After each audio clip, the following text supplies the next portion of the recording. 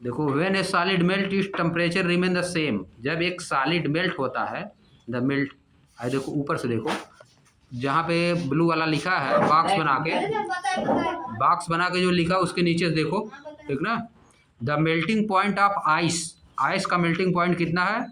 273.15 kelvin, 273.15 kelvin.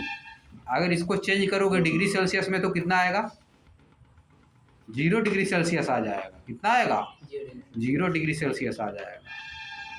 समझिए, करके देख लेना, बहुत आसान है। The process of melting that is change of solid state into liquid state is known as fusion. अब तुम्हारा एक क्वेश्चन बन गया, what is fusion?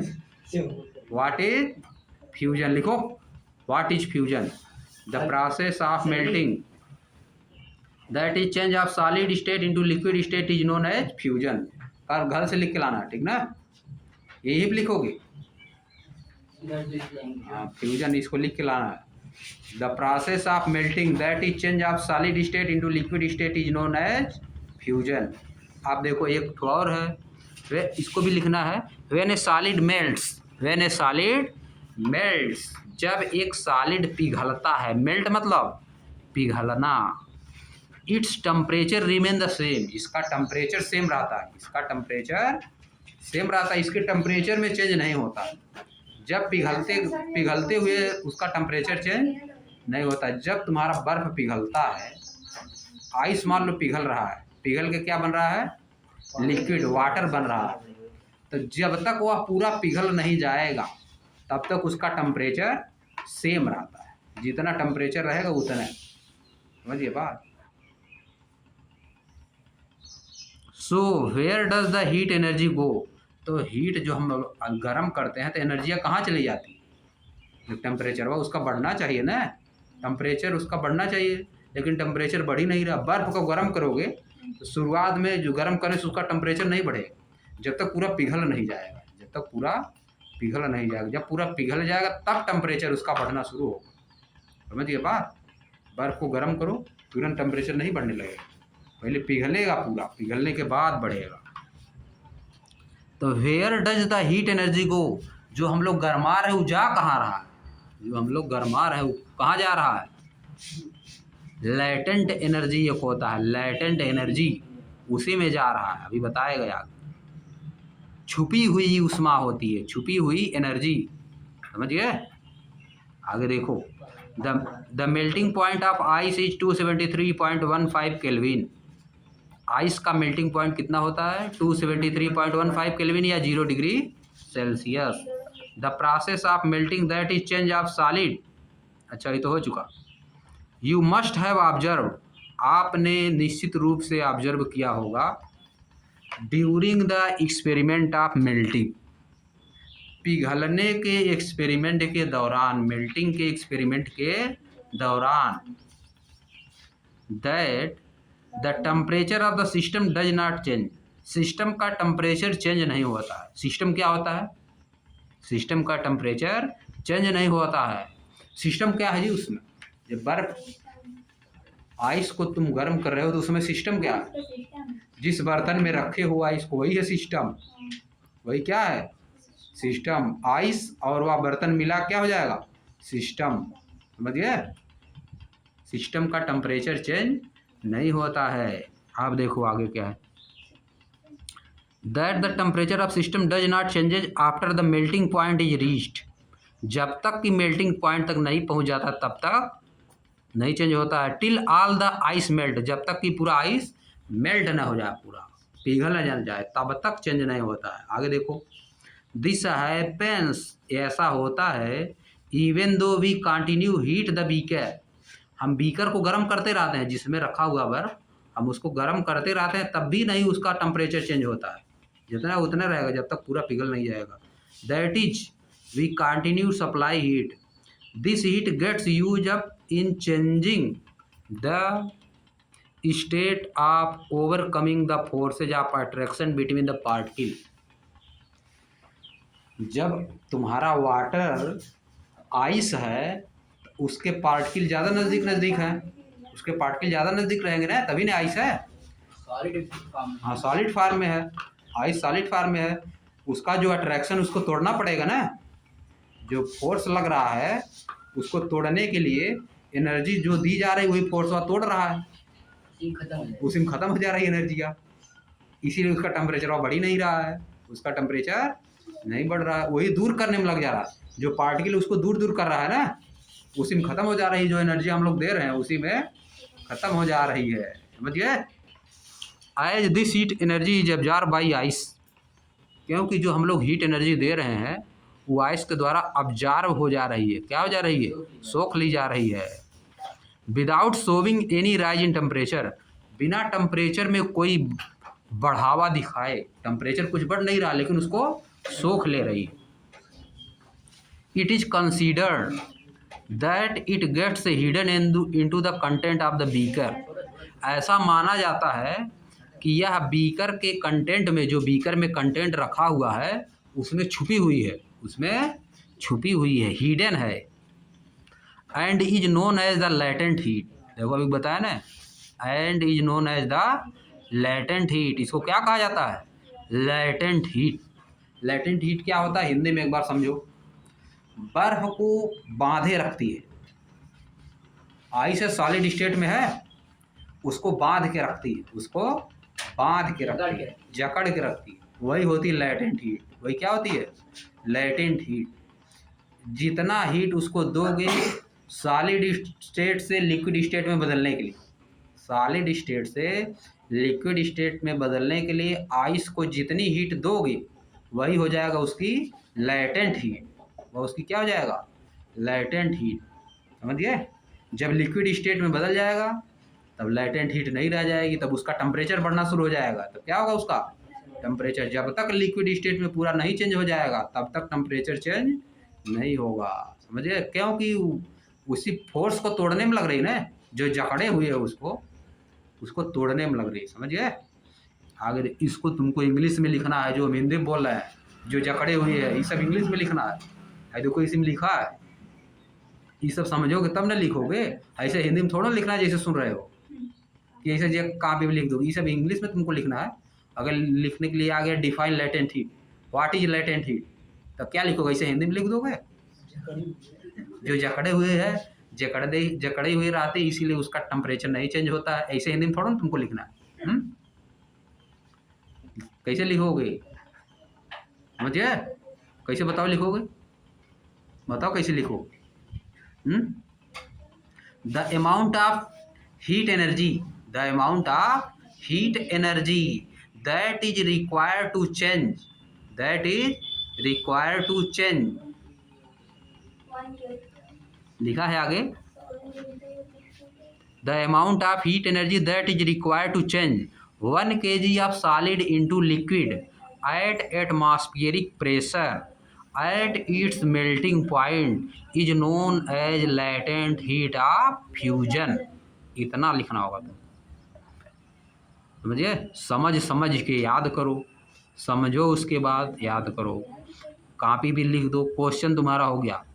Define latent heat, define latent heat, समझिए। The amount of heat energy that is required to change 1 kg of solid into liquid at atmospheric pressure at its melting point is known as the latent heat of fusion।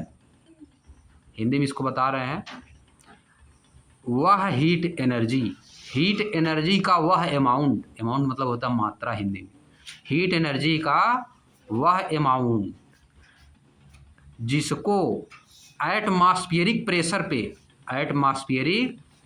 पे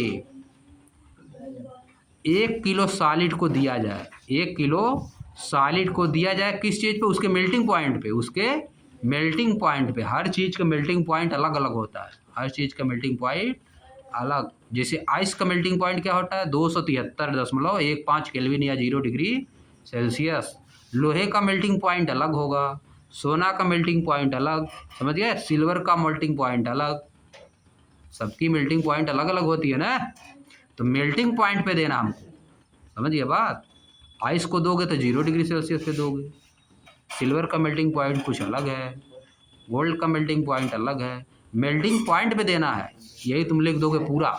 the amount of heat energy that is required to change 1 kg of solid, 1 kg solid को liquid में change करने के लिए atmospheric pressure पर जितना energy की आवश्यकता होती है उसी को क्या कहोगे, लैटेंट हीट, उसी को लैटेंट हीट कहोगे। समझिए, दो चीज़ होता है, एक तो फ्यूजन होता है, एक तो फिजन होता है। फ्यूजन और फिजन पढ़े हो तुम लोग, फ्यूजन और फिजन।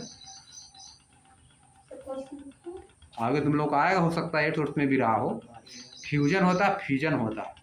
फ्यूजन मतलब एक में जुड़ जाओ, फ्यूजन मतलब एक में जुड़ गया है सब, और फिजन मतलब हट गया है। फिजन मतलब क्या, हट गया है। फ्यूजन और फिजन समझ पा रहे हो? फ्यूजन मतलब क्या होता है, जुड़ गया। अगर बर्फ पूरा एक दूसरे से जुड़ी हुई है तो क्या होगा, फ्यूजन में है। किस कंडीशन में है, फ्यूजन में। अगर बर्फ से लिक्विड बन गया तो क्या हो गया, फिजन हो गया। क्या हो गया, फिजन हो गया, टूट गया ना। फ्यूजन मतलब टूट जाएगा, और फ्यूजन मतलब जुड़ जाएगा। जुड़ा हुआ जब रहेगा तो फ्यूजन, जब विखंडित हो गया, टूट गया तो फिजन। हाँ फिजन, जुड़ा हुआ तो फ्यूजन, टूट गया तो फिजन आएगा तुम लोगों को। इसी से बनता है न्यूक्लियर फिजन होता है, न्यूक्लियर फिजन और न्यूक्लियर फ्यूजन। एटम बम बनता है इसी से, समझिए, एटम बम, परमाणु बम, हाइड्रोजन बम। ईरान की सिलिकॉन 400 कुछ किलो है, बना रहा है न्यूक्लियर बम। समझिए बात, न्यूज़ आ रहा है। आ ही रहा। उसीलिए तो अमेरिका उसके ऊपर अटैक करके नहास नहास कर दिया। सोचा कि ये भी परमाणु बम बना रहा है, बना लेगा तो हमारे ऊपर फेंक देगा। अभी समझिए, ईरान के उत्पादन कम कहा रहा है कि विकास नहीं हुआ, इसका वो बचा। हाँ अभी बचा हुआ, सब कह रहा है अभी बचा हुआ बहुत, पता नहीं झूठ पता नहीं सही बोल रहे हैं। समझिए, याद कर लो, फ्यूजन और फ्यूजन याद कर लो, बहुत बार आएगा तुमको, आगे बहुत बार आएगा। हिंदी में कहा जाता है नाभिकीय संलयन और नाभिकीय विखंडन। हिंदी में तुमको जानने की जरूरत नहीं है। न्यूक्लियर फिजन और न्यूक्लियर फ्यूजन होता है, यहीं पे याद किए रहो। फिजन क्या होता है, विखंडन, टूट जाता है। फ्यूजन क्या होता है, जुड़ जाएगा, एक में जुड़ जाता है। समझिए, लैटेंट हीट ऑफ फ्यूजन, उसको तोड़ने के लिए एनर्जी चाहिए ना। जो फ्यूजन हुआ है उसको तोड़ने के लिए, लिक्विड एक में जो जुड़ गया है, लिक्विड एक में जुड़ के सॉलिड बन गया है, उस सॉलिड को तोड़ दोगे तब ना लिक्विड होगा। सॉलिड क्या है, फ्यूजन है। सॉलिड क्या है, फ्यूजन में है, उसको तोड़ दोगे तो फिजन हो जाएगा। फ्यूजन से फिजन करने के लिए जितना तुमको एनर्जी की आवश्यकता होगी वो क्या रहेगी, लैटेंट एनर्जी। क्या रहेगी, लैटेंट एनर्जी, उसी को आ जाता है लैटेंट हीट। समझिए बात, तुमको याद करो इसको।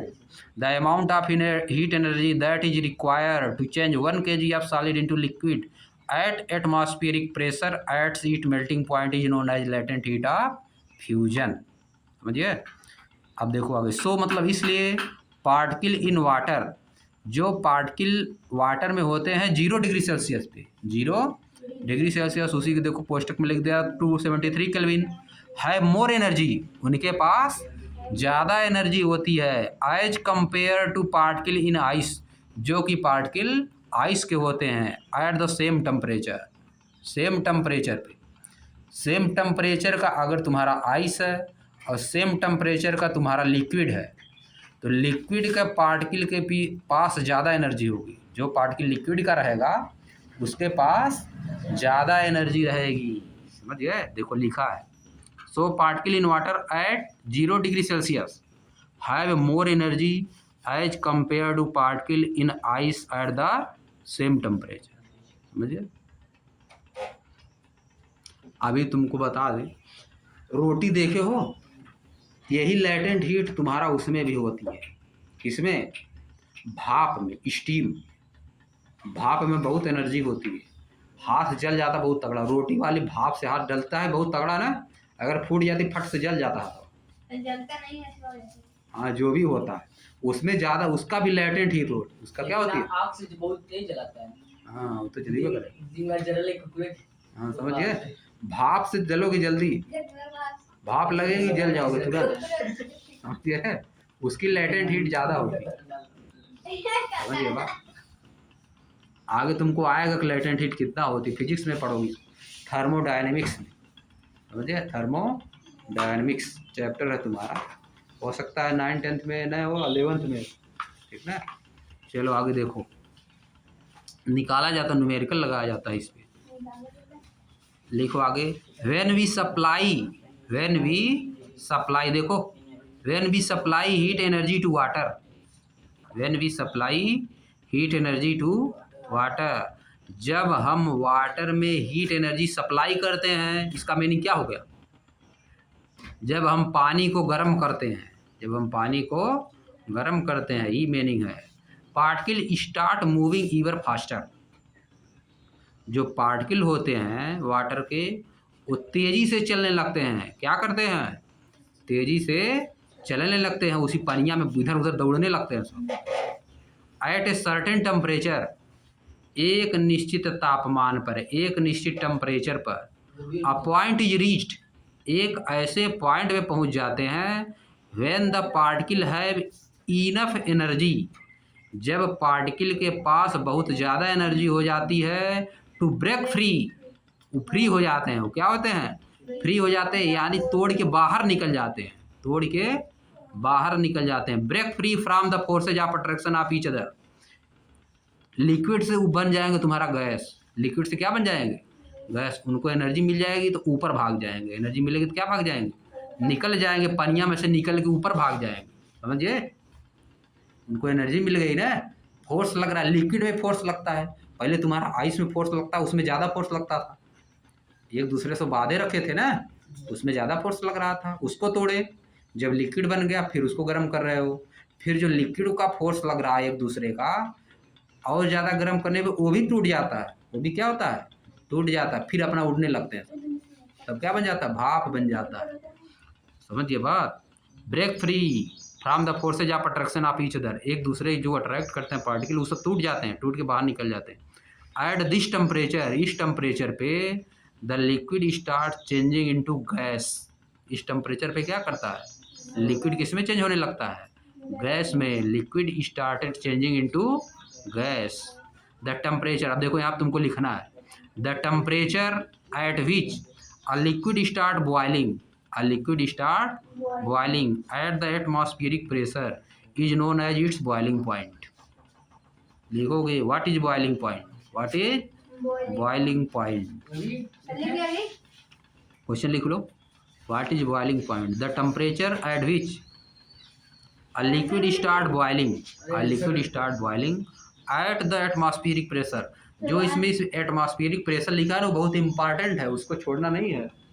Eight atmospheric pressure, at atmospheric pressure, समझिए, उसको जरूर लिखना है। At atmospheric pressure is known as boiling point. Boiling point पहले तुम्हारा मेल्टिंग पॉइंट हो गया, फिर क्या हो गया? बॉइलिंग पॉइंट, लैटेंट एनर्जी हो गया, समझिए। आइस का मेल्टिंग पॉइंट कितना होता है? आइस का बताओ। 273 केल्विन या 0 डिग्री सेल्सियस, 273 केल्विन या 0 डिग्री सेल्सियस, दोनों एक ही बात है, समझिए। अब देखो आगे देखो, boiling is a bulk phenomena. Boiling क्या है? एक बल्क फेनोमेना है। बॉइलिंग एक बल्क में होती है, पानी रहता है थोड़ा सा तब होता है, समझिए। Boiling is a bulk phenomena, particle from the bulk of a liquid gain enough energy to change into the vapour state. Bulk के जो पार्टिकल होते हैं, बल्क मतलब ज़्यादा पानी रहेगा, बर्तन में थोड़ा ज़्यादा पानी रहेगा तब ना बॉइलिंग पॉइंट होगा। क्या करते हैं देखो, particle from the bulk, bulk से पार्टिकल क्या करते हैं? Particle from the bulk of the liquid, liquid के बल्क से पार्टिकल गेन इनफ एनर्जी, पर्याप्त एनर्जी ले लेते हैं, इनफ एनर्जी गेन कर लेते हैं, to change into vapour state. Energy लेके किस में चेंज हो जाते हैं?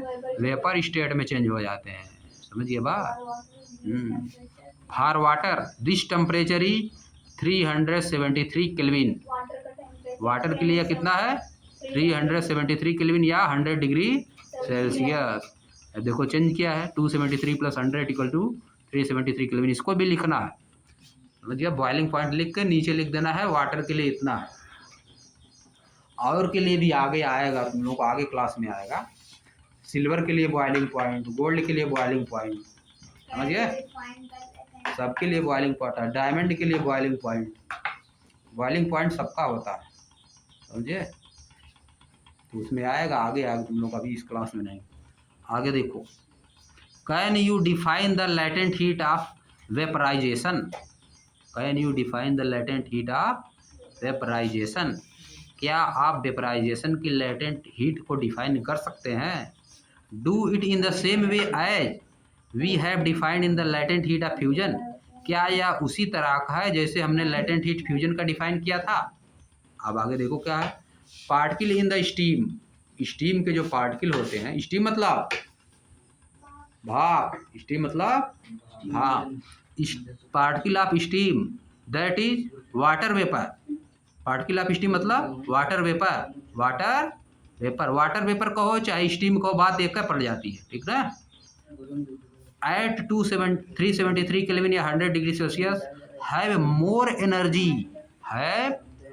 एनर्जी मतलब ज़्यादा एनर्जी होती है, ठीक ना, than water at same temperature, कहे ना भाप के पास ज़्यादा एनर्जी होती, पहले तुमको बताया रोटी से जल जाता हाथ, भाप के पास ज़्यादा एनर्जी होती है कंपेयर टू वाटर, पानी गर्म है उतना नहीं जलेगा जितना कि भाप से जल जाएगा, समझिए बात। आगे देखो, दिस इज बिकॉज, या इसलिए है, ऐसा इस कारण से होता है, पार्टिकल्स इन स्टीम, जो स्टीम के पार्टिकल होते हैं, हैव ऑब्जर्व्ड एक्स्ट्रा एनर्जी, वो ज़्यादा एनर्जी एब्जॉर्ब कर लेते हैं, वे ज़्यादा एनर्जी एब्जॉर्ब कर लेते हैं in the form of latent heat of vaporization, latent heat of vaporization के कारण वे ज़्यादा एनर्जी एब्जॉर्ब कर लेते हैं। जैसे लेटेंट हीट ऑफ तुम्हारा आइस थी, वैसे लेटेंट हीट ऑफ वेपराइजेशन होता है, समझिए। अब देखो आगे, ये आप देखो बनाया, इसको बनाना है तुमको, जो फिगर बनाया है सॉलिड स्टेट, तो हीट दे दोगे अगर सॉलिड स्टेट को, किस में बदल जाएगा, लिक्विड स्टेट में बदल जाएगा, समझे। अरे वापस आ रहा हूँ, सॉलिड स्टेट को अगर हीट दे दोगे तो किस में चेंज होगा, लिक्विड में, फिर लिक्विड को हीट दे दोगे तो गैसियस स्टेट में चेंज हो जाएगा, फिर गैसियस स्टेट को अगर कूल कर दोगे तो किस में चेंज हो जाएगा, लिक्विड में। गैस को, स्टीम को अगर कूल कर दिए तो किस में चेंज हो जाता है, लिक्विड में, फिर लिक्विड को और ज़्यादा कूल कर दिए तो किस में चेंज हो जाएगा, सॉलिड में। कूल मतलब टेम्परेचर डिक्रीज और हीट मतलब टेम्परेचर इंक्रीज, टेम्परेचर इंक्रीज करोगे तो सॉलिड लिक्विड में और लिक्विड गैस में चेंज हो जाएगा, टेम्परेचर डिक्रीज करोगे तो गैस लिक्विड में चेंज होगा और लिक्विड सॉलिड में चेंज हो जाएगा। सो माने इसलिए या इस तरह, वी इन्फर हम निष्कर्ष निकालते हैं, that the state of matter can be change to another state by changing the temperature, यानी मैटर का जो स्टेट है उसको चेंज किया जा सकता है, टेम्परेचर चेंज करके उसको चेंज किया जा सकता है। वी हैव लर्नड, हम सीख चुके हैं, that substance around us change state from solid to liquid and from liquid to gas on application of heat, application heat का एप्लीकेशन करने पर, हीट देने पे क्या होता है, सॉलिड लिक्विड में चेंज होता है और लिक्विड गैस में चेंज होता है। But there are some that change directly from solid state to gaseous state, कुछ ऐसे भी चीज़ें हैं जो डायरेक्ट सॉलिड स्टेट से लिक्विड स्टेट में नहीं चेंज होगी, वो सीधे गैस में चेंज हो जाएंगी, वो सीधे गैस में। जैसे कपूर देखे हो, सॉलिड स्टेट से लिक्विड में नहीं चेंज होती हो, सीधे किस में चेंज हो जाती है, गैस में, without changing into the liquid state. देखो दिया है, कोई दिक्कत है, कोई दिक्कत नहीं है। अब देखो जो छोटा छोटा लिखा हम उसको पढ़ेंगे, नोट चेंज करने के लिए बताओ, वैसे तुम लोग हम बता दिए हैं। नोट लिखो, देखो इसको तुमको लिखना, नोट लिखना है, नोट अपने कॉपी में डालना है, नोट लिखना है। सर जी क्या बोलते हैं, मोमबत्ती तो सॉलिड लिक्विड गैस तीनों से हो जाती है ना। नहीं, मोमबत्ती नहीं, कपूर, जैसे वो कह रहे हैं सॉलिड लिक्विड, अरे तीनों से हो जाती है। नहीं, सॉलिड स्टेट में रहती है कपूर लेके आते हो दुकान से। मोमबत्ती तीनों स्टेट में आते हैं ना, कौन सी कड़ी रहती है। हाँ, ये जो पिघला जाती है। हाँ जो पिघलती हो, पिघलती है, हाँ सब पिघलती भागती वो है। तो जाती वो स्टेट में जाती है, मोमबत्ती जाती है, ठीक ना। वो तो पहले पिघलती है, तब धीरे धीरे ख़त्म होती है, पूरा ख़त्म भी नहीं हो पाती, थोड़ा सा बच जाती है, अब नहीं। उसका रुइया गिर जाता है। हाँ उसका गिर जाता है, नीचवा गिर जाता है, अगर नहीं गिरे तो पूरा चेंज हो जाएगा, लेकिन पहले लिक्विड में चेंज होता हो। मोम मोम होता हो ना। आगे देखो केल्विन, देखो यहाँ पे आ गया note, kelvin is the SI unit of temperature, तुमको बताया था ना, फंडामेंटल यूनिट और फंडामेंटल क्वांटिटीज, उसमें टेम्परेचर आया था, टेम्परेचर का क्या होता था, केल्विन, टेम्परेचर क्या होता था, केल्विन, टेम्परेचर का एसआई यूनिट क्या होता है, kelvin, kelvin is the SI unit of temperature, देखो यहाँ दिया है 0 degree Celsius equal to 273.15 kelvin, for convenience, मतलब सुविधा के लिए, सुविधा के लिए we take 0 degree Celsius equal to 273 kelvin, 1.5 नहीं लेते हैं। After rounding off the decimal, rounded off, round figure में लेते हैं, किस में लेते हैं, राउंड फिगर में। To change a temperature on the kelvin scale to the Celsius scale you have to subtract 273 from the given temperature, समझिए, ऐसे करते ही तुम लोग हो। And to convert a temperature on the Celsius scale to kelvin scale you have to add 273 to the temperature. Degree Celsius से kelvin में change करना है तो 273 क्या करोगे, ऐड कर दो, अब केल्विन से अगर डिग्री सेल्सियस में चेंज करना है तो 273 माइनस कर दोगे। ये सब ज़्यादा याद करने की जरूरत नहीं है, उसी की याद करो, C/5 equal to F minus 32 upon 9 equal to K minus 273 upon 5, चाहे जिसको चाहे जिसमें चेंज करना हो चेंज कर दो, समझ गए, बात समझ पाए कि नहीं तुम लोग, बताओ।